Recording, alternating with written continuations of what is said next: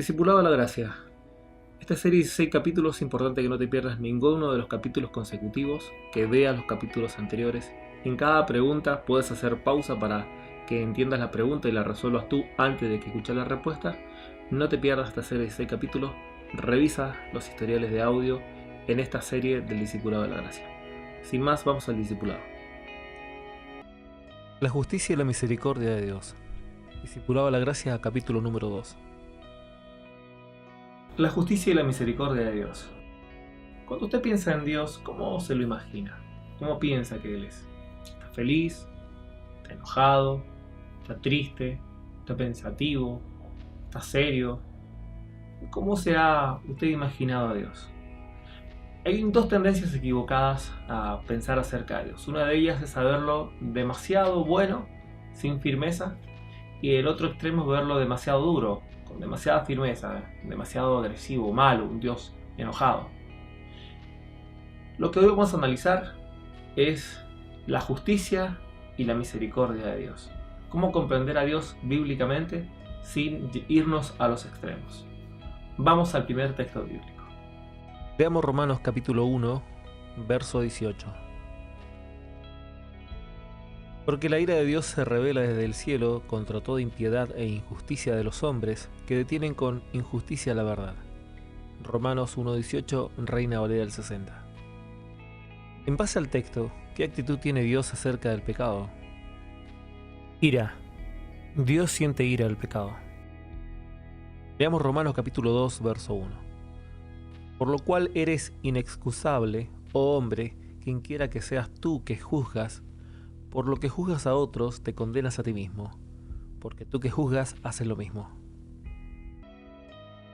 ¿No tenemos derecho a condenar a otros? Porque nos condenamos a nosotros mismos.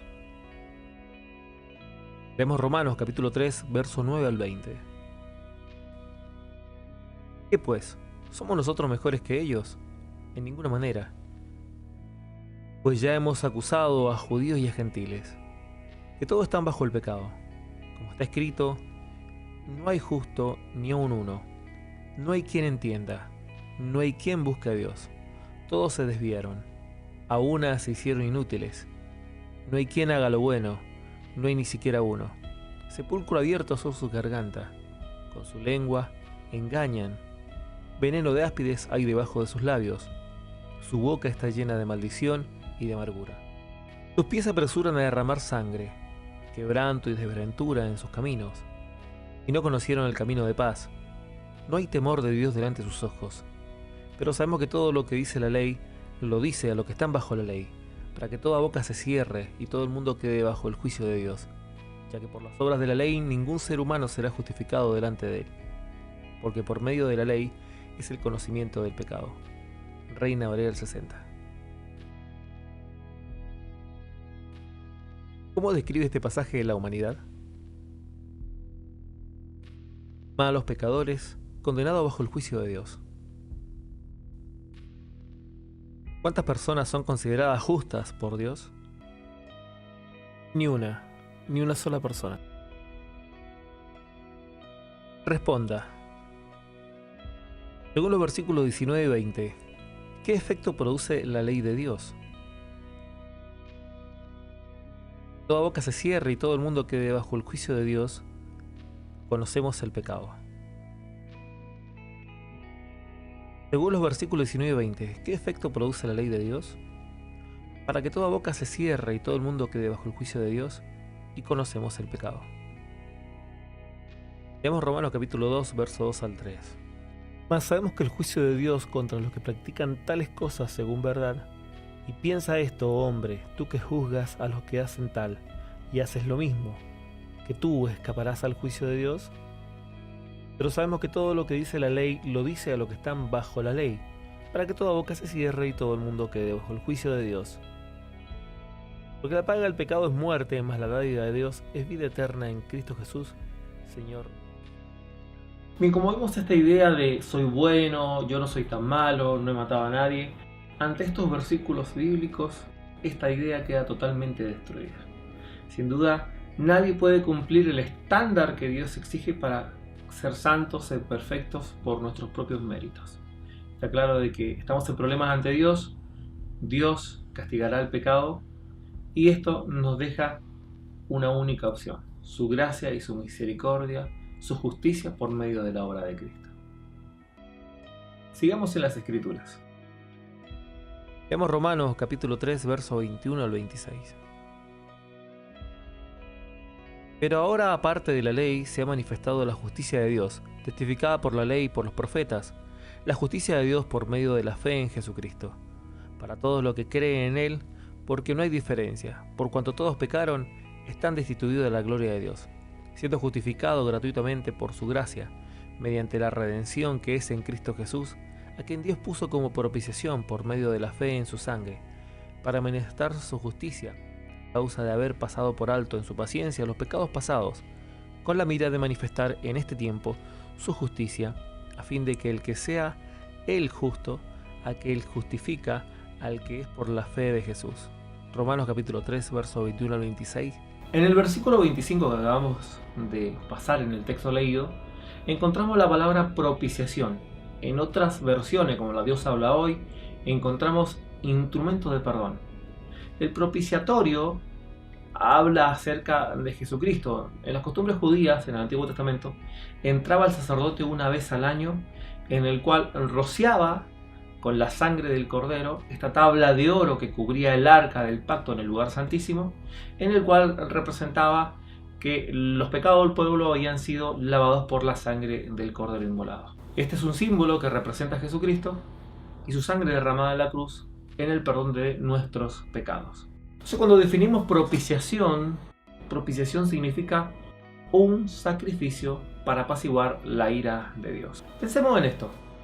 Imaginemos que Dios simplemente perdona porque sí nuestros pecados de la noche a la mañana. Un día Dios decide perdonar nuestros pecados. ¿Qué pasaría? ¿Cómo quedaría Dios en esta figura? Sin duda usted pensará, sería injusto. Hay mucha gente mala que ha hecho muchas cosas malas y que fueron perdonadas sin nada, porque sí nomás, Dios las perdonó, y eso sería un acto de injusticia. Dios se convertiría en un Dios injusto. Ahora pensemos lo opuesto, pensemos en que Dios simplemente decide castigar a las personas, que Dios no perdona a nadie, y como todos son pecadores, simplemente Dios va a castigar a todos, por pecado grande, pequeño, chiquito, del color que usted se imagine. Dios los va a decidir castigar a todos y no va a perdonar a nadie. Ahora acabamos de tener una imagen de Dios iracundo, un Dios totalmente vengativo. Ahora tenemos la imagen de un Dios totalmente inmisericordioso, o sea, sin misericordia, un Dios implacable. Así que para hacer este equilibrio entre la justicia y la misericordia de Dios, aparece Jesucristo. En la obra de Jesucristo vemos los dos conceptos: que Dios castiga el pecado, simplemente lo castiga, y a la vez perdona. Los dos actos mostrados en la obra de la cruz. ¿En qué sentido Dios manifiesta su justicia en la cruz? Que Dios castigó el pecado sobre la faz de su Hijo. ¿En qué sentido Dios manifiesta su misericordia en la cruz? Que en Cristo Dios perdona nuestros pecados. Analicemos el siguiente gráfico. La justicia, Dios castigó el pecado. La misericordia, Cristo sufrió. Entonces, como vemos, en la obra de la cruz, Dios deja caer la ira sobre el Hijo y hace justicia sobre la humanidad. O sea, sí, Dios castigó el pecado, porque Dios es un Dios justo, tiene que ser castigado el pecado, y lo castigó sobre la faz de su Hijo. Él accedió a llevar esta copa y Dios entregó a su Hijo en amor. Y en segundo lugar, también vemos que Dios muestra la misericordia y el amor manifestado en la cruz. Cuando vemos esto, no tan solo vemos que a un Cristo sufriente, a un Cristo de dolores, también vemos la decisión de un padre que decide castigar a su Hijo amado, en el cual tiene complacencia. O sea, estamos viendo un acto no tan solo de amor y sufrimiento del Cristo, sino de amor y sufrimiento del Padre. Imaginemos usted castigar a su Hijo por defender un montón de personas que no se lo merecen. Esto es lo que Dios hizo en la obra de la cruz en favor de nosotros. Él simplemente decidió castigar el pecado sobre la faz de su Hijo para darnos misericordia a nosotros, perdón, sin haberlo merecido. Repasemos. esta lección estudiamos dos aspectos del carácter de Dios: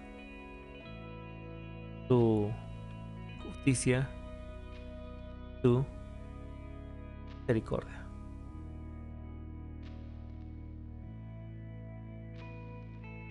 ¿Cuántas personas son consideradas justas por Dios, de acuerdo a lo leído y lo entendido? Ninguna. ¿Merecemos por nuestro pecado, por el pecado que cometemos, la condenación? Explique en qué sentido Dios manifiesta su justicia y su misericordia a la misma vez en la cruz. En Cristo se castigó nuestros pecados y se nos perdona. ¿Qué significa propiciación?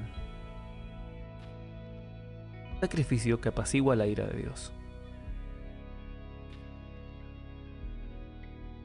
Si Dios nos castigara el pecado, no sería... ¿qué cosa? No sería un Dios justo. Si Dios no perdonara el pecado, ¿qué cosa no sería? No sería misericordioso. Conversemos un poco. ¿Usted ha cambiado la manera de ver a Dios después de este breve estudio? ¿Qué implicaciones prácticas usted ve en el hecho de que Dios es justo y misericordioso en esto que ha aprendido? ¿Esto cómo afecta la manera que nos podríamos relacionar con Dios? Y no tan solo relacionarlo con Dios, sino cómo afecta relacionarnos los unos con los otros. ¿Cómo afecta esto en relacionarme con mi prójimo? En cada lección hay un texto a memorizar. Este es el texto a memorizar. Texto a memorizar. Aún estando nosotros muertos en pecados, nos dio vida juntamente con Cristo. Por gracia sois salvos. Efesios capítulo 2, verso 5, Reina Valera del 60. No te pierdas esta serie de estudio. Mi nombre es Rodrigo Holguín. Bendiciones.